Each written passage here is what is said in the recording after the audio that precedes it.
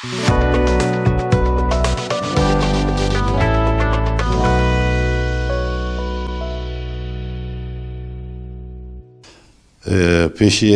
از پارتیا ما بدم ناسکرین بوه. پارتیا ما پارتیا مافو آزادی یا کردستان باکوره.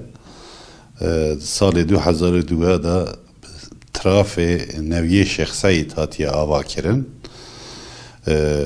جبو پرسکری که کرد چاره سریعوی هاتیه آوان کرن. نوا پروگرامی ویده جبو پرسکری که کرد فدراسیون و کچاره سری تناس کرن، پیناسه کرن. و دوان روزین آخری ده پازدار روزین آخری ده ونزانن کو لولات ما لباکوری کردستان بوملرزه کی چه ببو، ارتحجه کی چه ببو. دوی ارتحجه ده گلک ملت ما باکور ونزانن کو جیان خود جدست دابو و گلک کسی بریندار ما بون جبوان مالباتان ایکو چون رحمه خود از سرخوشی تخوازم و جبو ای کمانه جی بریندارا خود شفای خیره بدوان خود سلامتیه کی بدوان اف بوملرزه کوچه ببو و وردهجه کوچه ببو یا راستی دا نشاندان کو تنه بینا انسانا ناکوشن اگر سیستمی که باش نبه سیستم بخواه دبن زلزله دمینن و انسانات کشن اگر سیستمی که باش هبه بینای باشی چه دبن مهندسی باشی چه دبن بلدیه باشی چه دبن متعهد باشی چه دبن خلد بن زلزلات بن بنا دا بن کاولا دا نامینه بو اکی اف کارساتا کوهاتی سر ملت ما یا راستی کارساتا که مزنه کلوباکوری کردستان روشلاتی وی ناو ده باجره دا پیکاتیه سرساغی جاری که دنید خوازم جملت مره دوی هل بجارتنه ده ملت ما لازمه جبو پیش روژا خواه ریخستن خواه بجی بکه و دست نشان بکه که حق بار جبو مافی گل کردستان جبو مافی گل کرد چاره سریعی که دیگره خواه و که ترافی که دبینه اف اتفاقی که حالی حاضر لحوله هنه او جبو کرده هیچ یکی وان چاره سری جبو پرسکری که کرد نابینه و ده پروگرام وان ده و ده انجام وان ده و ده روچه وان ده جبو کرده تشتی که تنه ام فتکرنه جمهوری اتفاقی ده پروگرام ویده و ده نمجاره ویده جبو چاره سرن کرنه پرسکری که کرد جبو زمان کردی جبو مافی گل کردستان باکور چاره سریه کی تدتنه تو فتکری ملت اتفاقی شو 100 ساله اف جنوسید و اف سیستم کو تکانه و ایسل سر اینکارا کرد هاتیه آواکرن هر بردوامه ده پروگرام وان ده جبو کرده چاره سریه کی تنه تو فتکری اتفاقا کو HDP آوکریه اتفاقا چپ شیره ده بیجن او جو دوکا خواه دما پیناسه دکه ده بیجه از ترکیهی ما و üniter ya Türkiye'de parezim jibo kurda çare seriye ki hatta naha evanji naniye zaman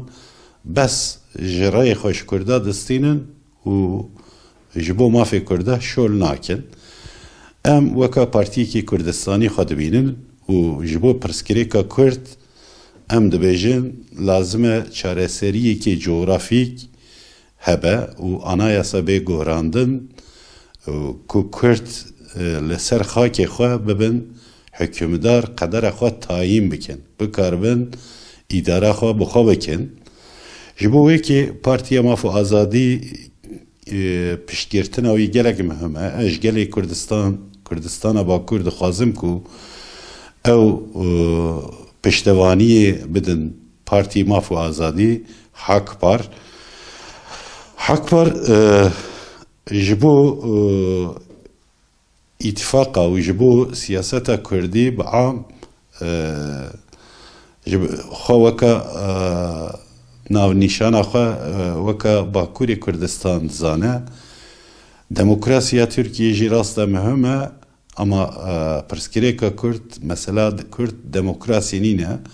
مثلا کرد مسئله که جغرافی که جبوه که ام وکا طرفی که دم خواه ددن ناس کرن ام دبیجن لازمه anayasaya Türkiye بگوراندن ev anayasa ku ser inkara kurda hatiye ava kirin lazime penase nasnama kurdi bixema kazona xwe û ku Kurd heye û Kurdistan heye û navê Kurd gund û bajarê Kurda carekê dinê bi zivre ji zimanê Kurdî ew tundiya ku li seriye rabe fermî nava anayasayê de zimanê Kurdî bibe zimanekî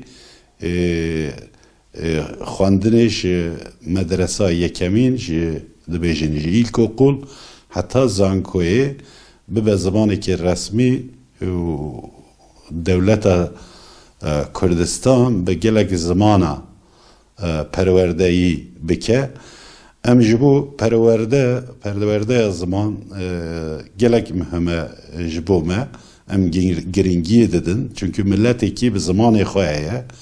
eger ziman xilas bibe bertineyî bibiçe ew millet hêdî ji holê radibin dema ziman tune be millet jî hêdî namîne ji bo ekeliyeta û ji bo genca û ji bo jinan jî siyaset lazime rêyekê veke siyaset xwe nûjen bike ev gencên ku dibêjin zek kuşağı lazime erkê xwe bînin cî li welatê xwe li zimanê xwe û li partiya xwe hek parê bi xweyî bibin piştevanî bidine hek parê eger hûn piştevanî bidin hek parê wê hek par bibe zimanê we bibe ji bo daxwazê we bînê qada navnetewî bibe parlamentoyê û lûr bînê ziman wê şol bike û ji bo gorankariya anayasa wê hewlê wî bibide hewl bide ez carekê dinê ji gelê Kurdistan dixwazim ku ji eşîrê me ji axayê me ji melayê me heta bigirên xelqê me karkerê me bîzinismanê me piştevanî bidin her carê eger dibêjin gorankarî nabe bila carekî jî ê ku ji wan re statû dixwazin rêyê xwe û piştevaniya xwe bidin wan em ê bibin dengê wan û rêzê li milletê Kurd bigirin bo ku di vê sed sala qonaxa nû de Kurd jî ciyê xwe û statûya xwe nava Bakurê Kurdistan de bistînin spasî dikim ji bo milletê me ez dibêjim heta niha we rêyê xwe daye ê ku ji we re statû naxwazin ji îro pêve ji bo ku çareseriya we qedera we bedil bibe carekî cuda bifikirin rêyê xwe ev îtifaqê ku hene nedin wan rêyê xwe bidin Partiya Maf û Azadî ku ji bo we statû dixwaze ji bo welatê we ji bo zimanê we statû dixwaze eger win bêjin tiştekî nabe partî biçûke em rêyê xwe nedinê pê tiştekî bedil nabe win xeletiyê de dimînin her carê eger Kurd